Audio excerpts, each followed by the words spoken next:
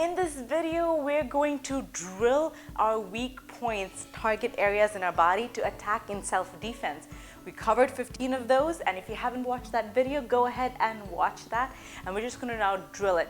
So I'm going to show some more technique, effectiveness, how to be effective, how to throw a technique in a little bit more strategic way to just gain efficiency. So I'm going to start with the 3 or 4 basic principles. First principle is balance. You always want to maintain your balance. You don't ever want to cross your feet and be off balance. The second principle is core. You're going to not throw techniques with your arm, but with your core. Think of that as a cannon that's shooting your arm out, or a slingshot, right? Your power is not up here, it's from here. That's what the second thing you're going to do. Third thing is drive through. If you just hit and pull back, that's not going to cause damage. And especially if you actually hit hard and the person's jaw doesn't break, or that technique doesn't, the energy, if the force doesn't go through, it comes back. It's going to hurt you. It's not going to do damage to them, but it's going to do damage to you. And then you may or may not lose a weapon. Not very good. So you really want to drive through, which means if there's a nose in front of me right here, I want to imagine hitting 3 inches beyond the nose. So that is going to be my real target. So I'm not going to go for this, because then, oh man, that's not going to hurt or break the nose. But I'm going to hit right here. So I'm going to go, now I'm going to break the nose. Drive through. That's extremely important. And the final one is snapping. You know, just strength, but consistent movement is a little less effective. What adds that extra oomph is if you snap at the end, right? So if, even finger breaks, if you snap at the end, anything, kicks too.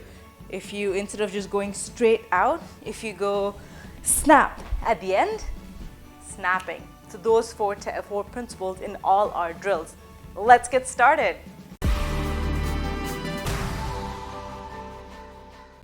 Our first target to attack is hair. Now this is great on a woman's body more than a man's body, because women have longer hair, and the longer the hair is, the better the grip you have. Now you have to use your 3 principles. So you're going to have a good balance. You want to make sure you're not reaching over. So you've already brought the person to a certain level with a kick or something, so they are low, and now you can grab their hair and you're going to peel it back like an orange. Think of peeling an orange backwards and then putting the peel next to you. That's the movement we're going to do, right? Grab this person's hair, peel it backwards, and bring him down. That's how you knock them off balance. Second principle, you're not going to use your arm, you're going to use your core to drive that, okay? And here we are. We're going to grab, okay, grab front hand, front hand, front hand. There's of course leg movement that's going to be involved in this, but for now, that's where you're at. Other side, grab. If you really have to move your legs, find that balance.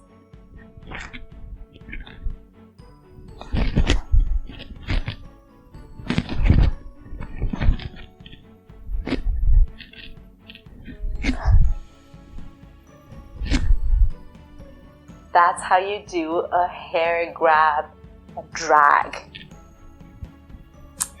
The next one we're going to work on, eyes. Eyes are the next target that we can attack. You're going to gouge your eyes, front part of the body, so that you have reach. You don't have that much reach in the back part, back hand. So you're going to gouge, not with your arms, your principle, core. And your other principle, drive through. Balance, core, drive through. Claw.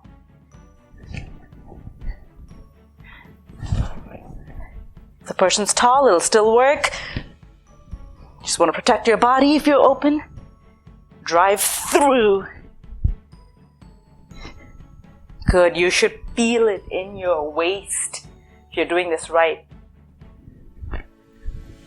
Right, regardless of where the person is.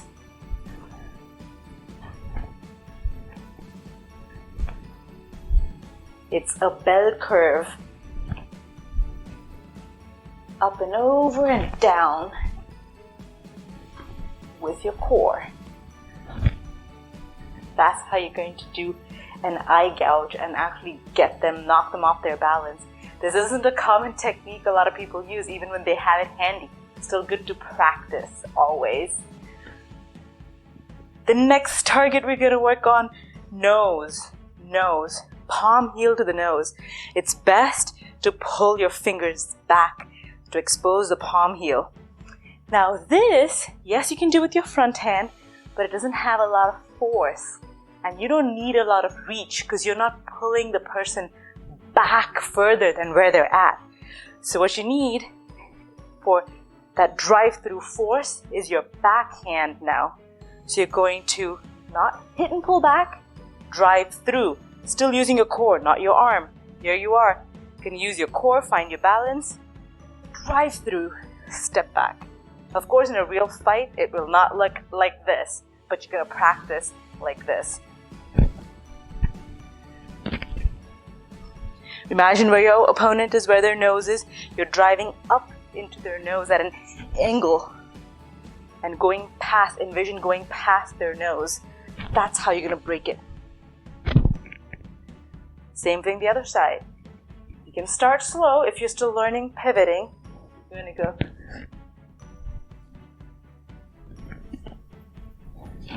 Or you can speed up, snap at the end. Snap. Generate that power. Good.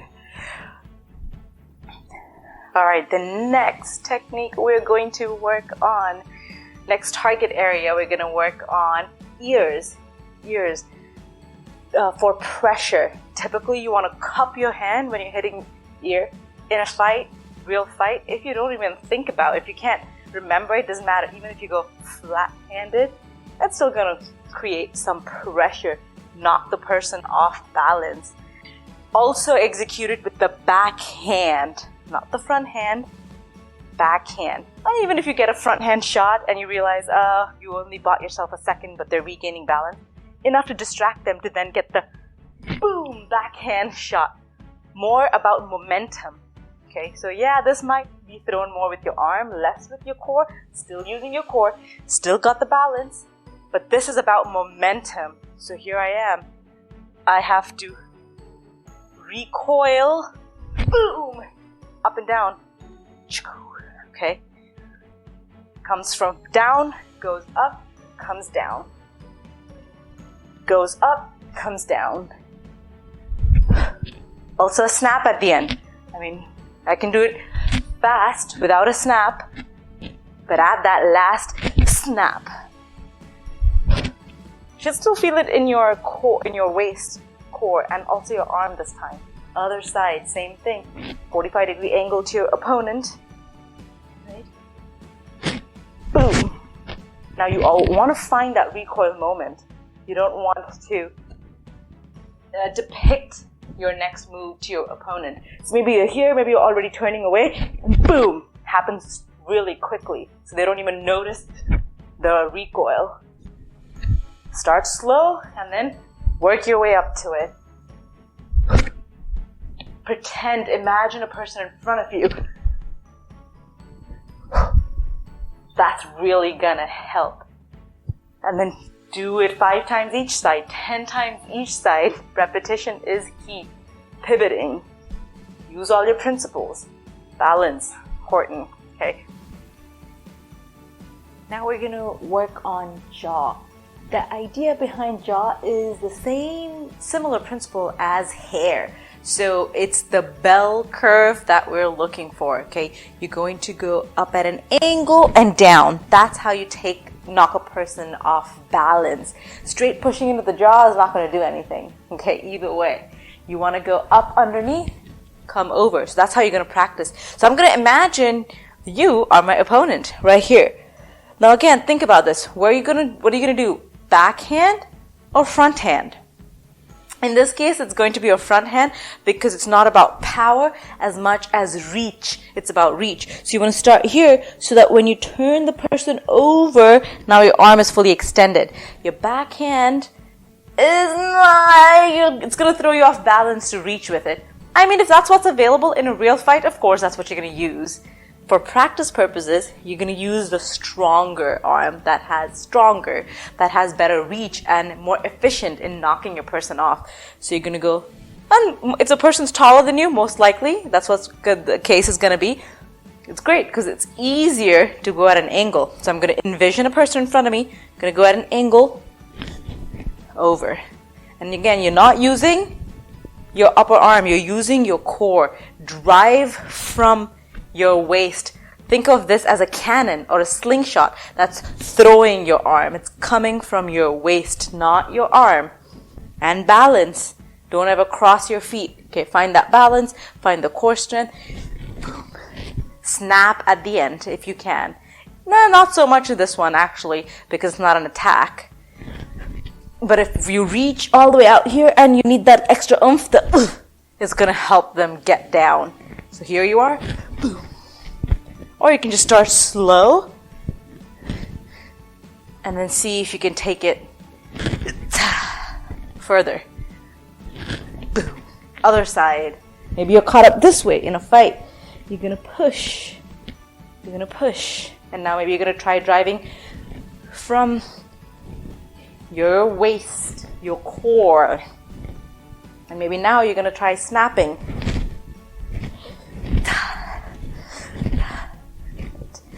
Boom. There we go. That's how you're going to practice knocking the person out of balance using their jaw. Excellent, excellent, excellent technique to go for. I highly recommend. If you're in a fight, yes, I mean, that's natural instinct as is. So it's strengthening your strength. If you're already going for pushing your opponent away, do so in a more effective way. Going for the jaw, highly effective. So definitely remember that. Definitely practice that. If nothing else, jaw and solar plexus. Good to go. And knees, of course, if you really have to hit and punch and attack. Those are the 3 things I highly recommend. Next one, we're going to do throat. Throat is a straight jab. Okay, you're here in a fight. Now, ideally, again, same thing like the last one that we did. Front hand is not going to have as much power. It has more range. Back hand has more power. Okay, so if you have to use your front hand, you can use your thumb, claw in to the throat. But if you really want to break their thorax, you want to use your back hand. And it's a straight line. Okay, this is not how the punch is going to be, which is what we think is straight. You're going to tilt it down until there is a straight line. And these two knuckles hitting. So if you do it this way, you're going to break your wrist. That way, that's what you want. That's what that subtle difference. Okay, that needs to be a straight line. And you're not hitting this way either. You just want that tilted a little bit inwards. So it's a straight line this way too. Okay, you're just going to get this over time, hitting with these knuckles. So here you are straight in, and you're going to pivot for practice. Pivot snap, and it's coming from your core, absolutely. Not your hand, but your core. See that? Do you see the difference in power?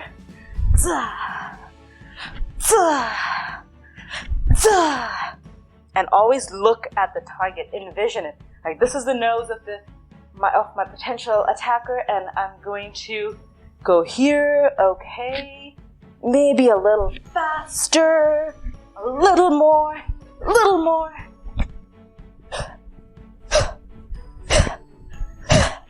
That's how you want to do it.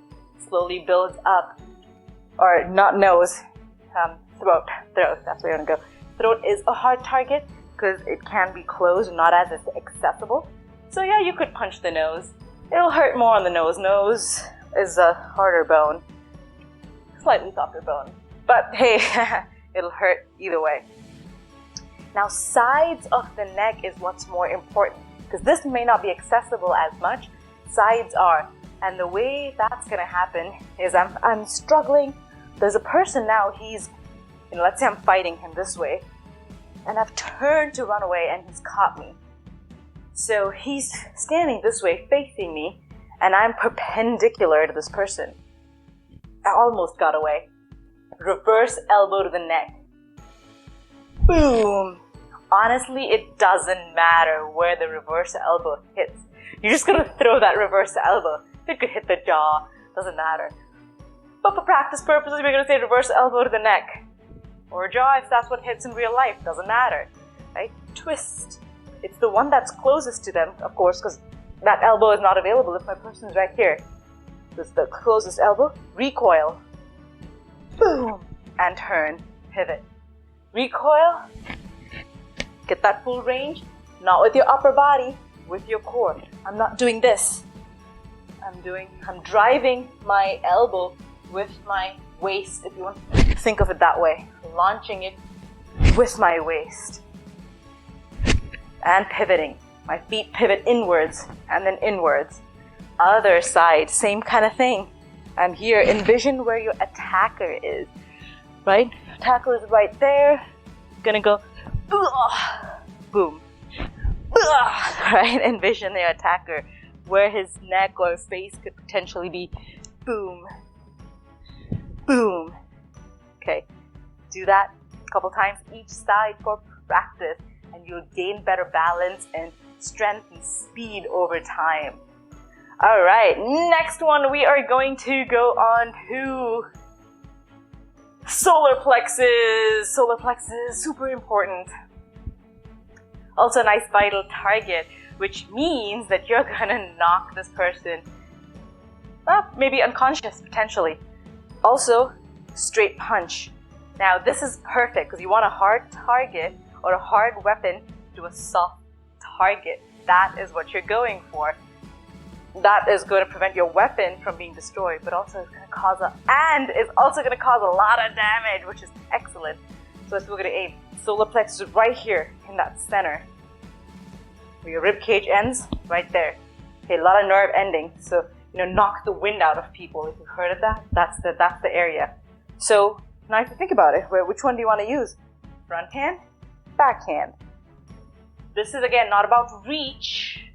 It's about strength, power, momentum. So you want force, which comes from the backhand. Of course, in a real fight, if you have to do this to gain some space and then do that, absolutely go for it. Same kind of principles as the neck if you were going to do that. But this is extremely important. If there's one shot that you're going to do in self-defense, upper body shot, it's going to be punch to the solar plexus. Okay, for lower body, that's the knees, the knee kick. Okay, but for upper body, if you really have to do something, I recommend solar plex punch. Okay, so you want to make sure your punch, the way it's lined is, it's straight this way, straight, and straight this way as well. Straight this way. You're hitting with these two knuckles. That's extremely important. Okay, so you're here and you want to make sure your thumb is not open, it's curved in. So when it lands, your thumb is protected. Here, you're going to hit your thumb. Not very good, not very smart, so curve it. Alright, ready? So you're going to go solar plexus. Through. You don't want to stop and pull back. Go through. Boom. Boom. For practice purpose, yes, recoil. Use your core, balance. You always keep your feet apart. You don't want to ever step or cross. It's not very good. Boom. Step. Shuffle. Boom. Good. Boom.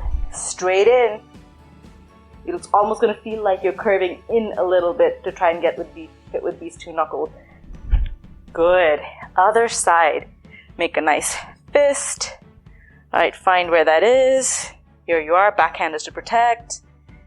And you're going to you can do this like, with your front hand, but you want to actually do it with your backhand. So you're here. Okay, you want to go boom. Boom. Drive through. Boom. Boom. Good.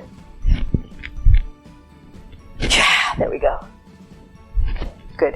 Same thing, other side. Okay, you're welcome to practice it with your front hand to see what that feels like. It's possible. You can always do one to get space and then follow up with the other. Okay, you can always do boom. Okay. Da. Da. Da. Or just practice backhand. Da. Da. Or just practice front hand. Okay, or do a combination. Work up to your level, but ideally you really do want to focus on driving through with your backhand, but it might be easier to start with front. Just work where you are. Real life scenario is going to be so chaotic, you're just going to throw punches and kicks. But you want to build that muscle memory of doing the right technique so you have the strength and power and the ability to knock this person out immediately. All right, so there is also shoulders and elbow that you can take down somebody with. It's a tough shoulders and elbows, tough target. What you want to do is you're trying to roll it over, and it's really hard to get because you want the arm to be straight to be able to get them down this way. Most people have the strength to keep it bent, so it's hard, really hard, not as practical. But let's say you do find that opportunity somehow to take him down, roll him over, then yes, you can do that, and you want to envision what that looks like. So you have this person here facing you, probably attacking you this way. Somehow maybe you got around them. You're holding the outside of their arm. You're going to use the blade of your arm right behind the elbow because there's a nerve and it hurts if you press it. Try pressing just a couple inches above. Oh, that should hurt. There's a nerve right there. So if you put the blade of your arm and push down, that's going to hurt as is. You have the outside, here's their elbow, my blade of the arm goes there, step, taken down that way. Possible. Okay, here I am, go over. Okay, and I don't ever want to cross my feet. You don't ever want to do that. Balance is important. So you're here if you really want to be further out. Step again. Keep stepping through. Very, very important. Okay, same thing again. You can just repeat it now if you have that envision what that looks like. It's almost a full circle. Okay, and if you're right-handed, you will just probably keep doing it this side.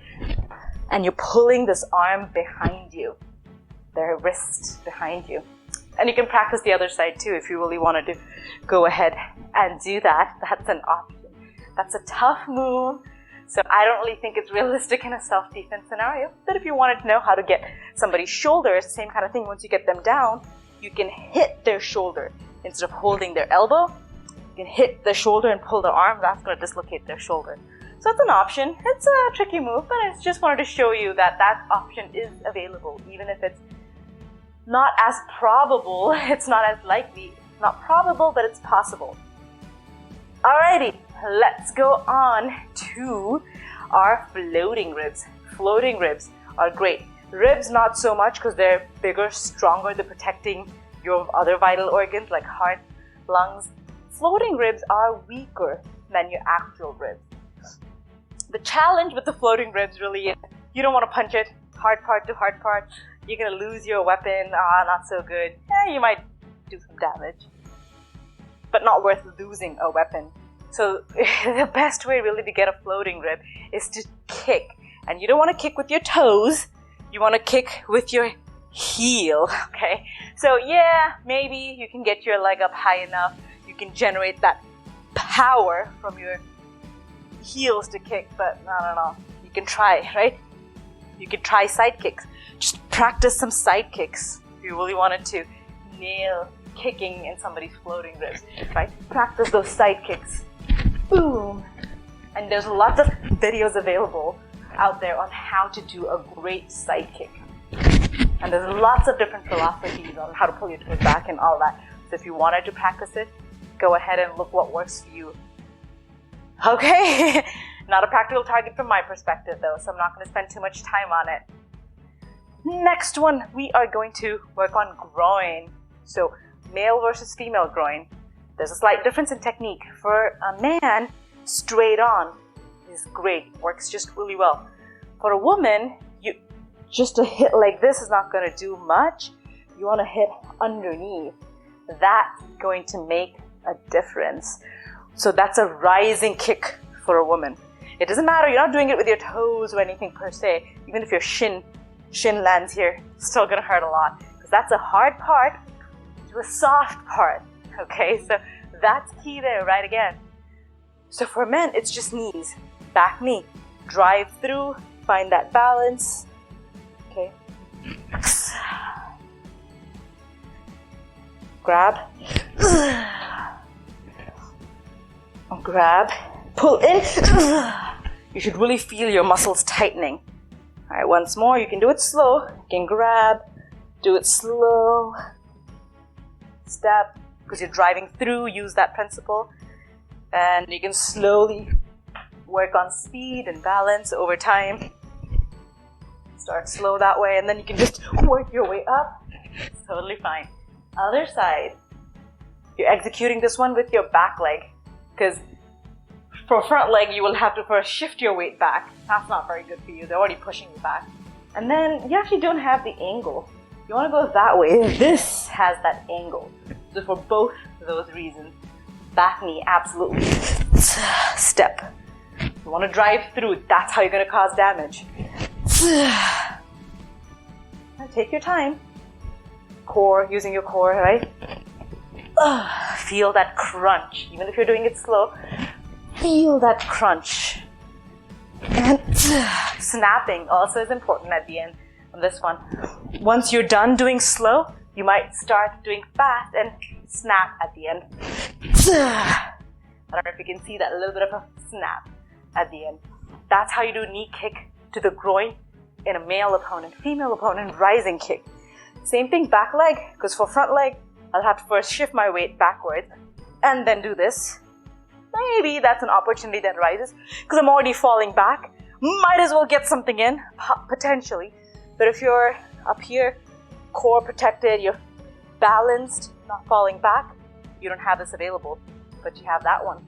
So just a rising kick. Just practice rising kick. Now you might not want to step back. You might want to go boom and step forward. Real life scenario may or may not be practical, but you want to train the drive-through habit, okay?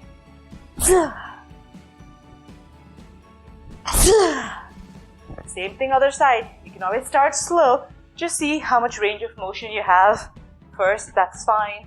Then maybe you start practicing the follow through. And then maybe you start practicing the snap and using your core.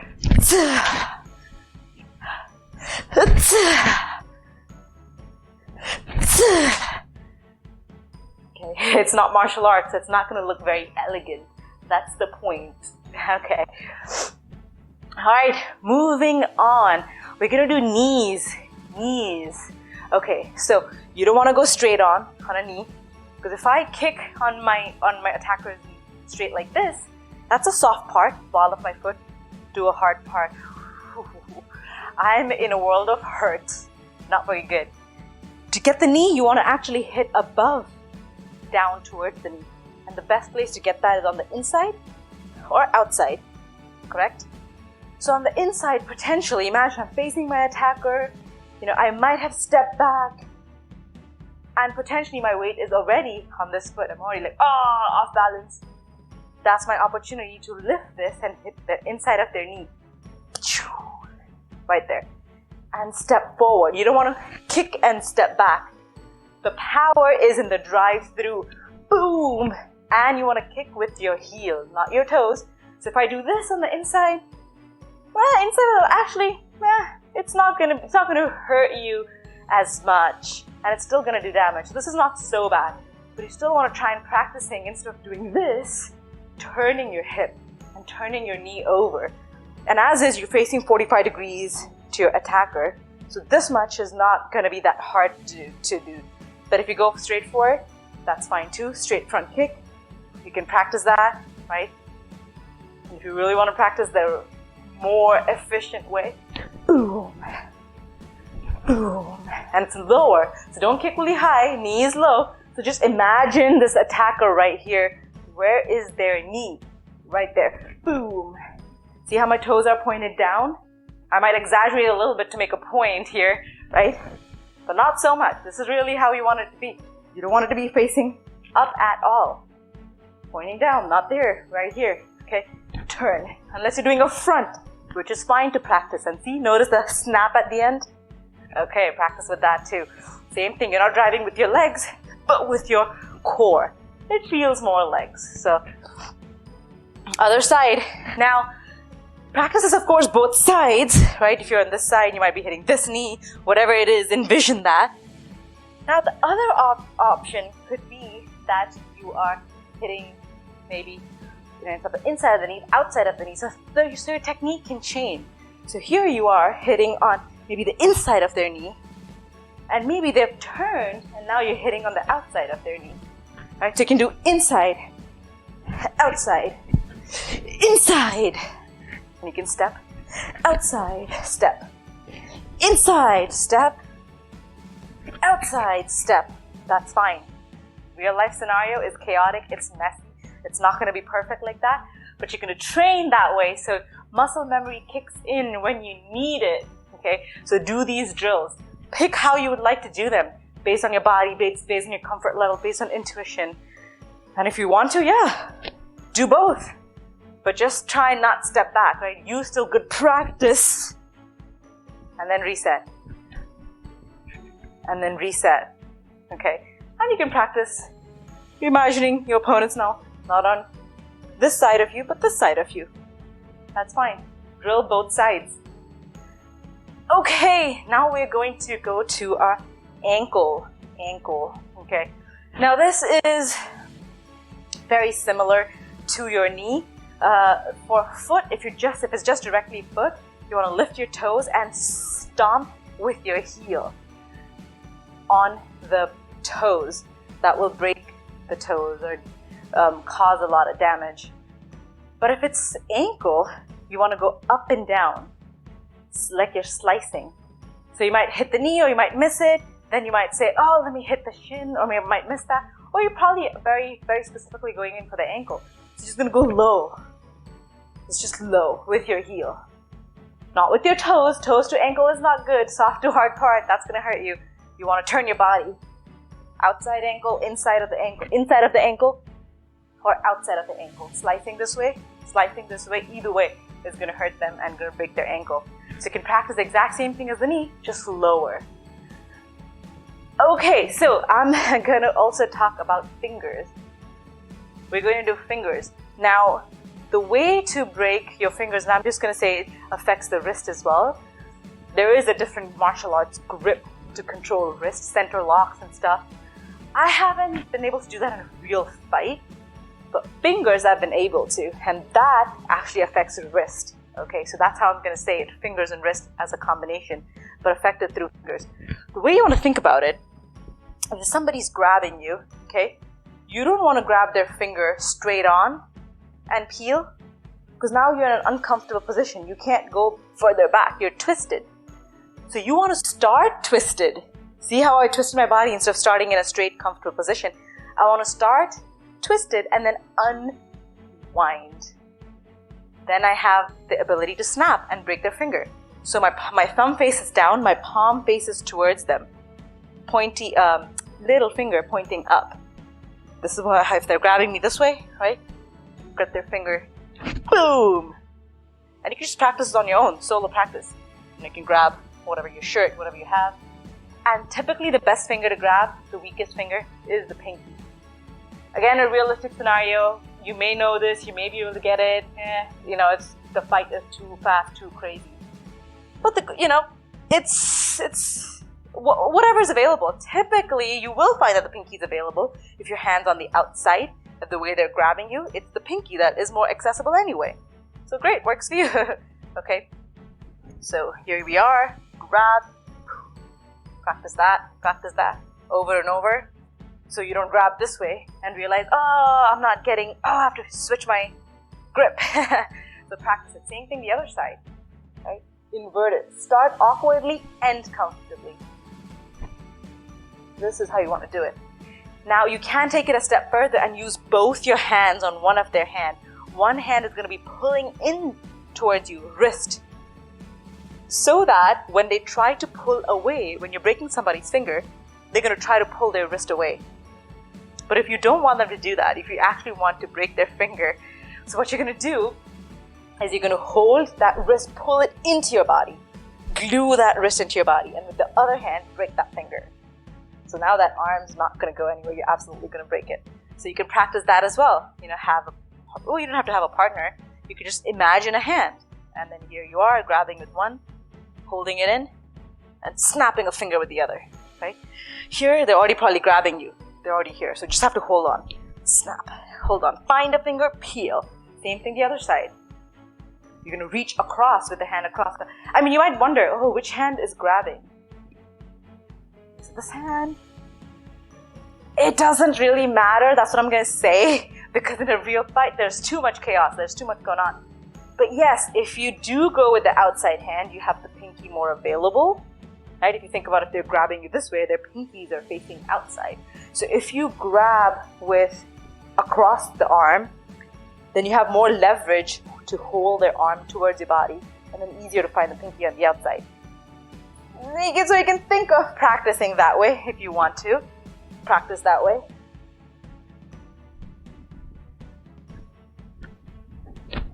Still your core, still your core. It's not here. It's still use your core. Okay? You can go ahead and practice that way. But in a real fight, if you do something different, it doesn't matter. It's about getting safe, right? That's the important part. All right, and now there are targets, of course, behind, and they're not as effective. I mean, maybe if you're a bystander, you can get behind the neck, spine, kidneys. Maybe if you're in a headlock, you can get a kidney shot. But even then, I would just go with my knees, right?